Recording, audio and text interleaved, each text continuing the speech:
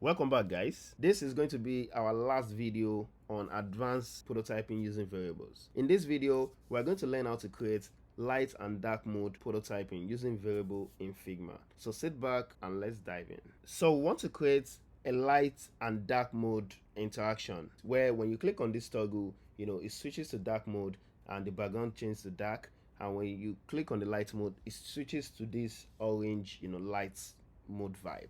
So the first thing I want to do is just duplicate this out here. Then I'm going to create a component out of this guy, then a variant. So now I'm going to be linking all of this color to our existing color variable that we've created. So but first let me just edit this, change this opacity to 50. Okay, then change the direction of this. So now I'm going to be linking the color I used here. So okay, background, then okay. All right, so I've done that. So now what I'm going to do next is my prototype. So let me link this to this guy, or I can, yes.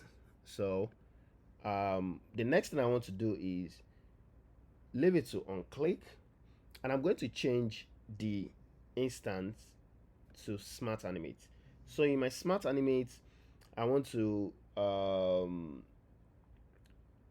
leave it at ease out and also 300 milliseconds. Yeah, then I'm going to add an action, and in the action I'm going to click on set variable, and in the set variable I'm going to select the background color, and I'm going to select this, yes, and in this field here I'm going to use this color. Okay, so now since I've done that, I'm going to redo the same function for this, link it here, then okay, our smart animate function is correct. Click on add action, also set variable.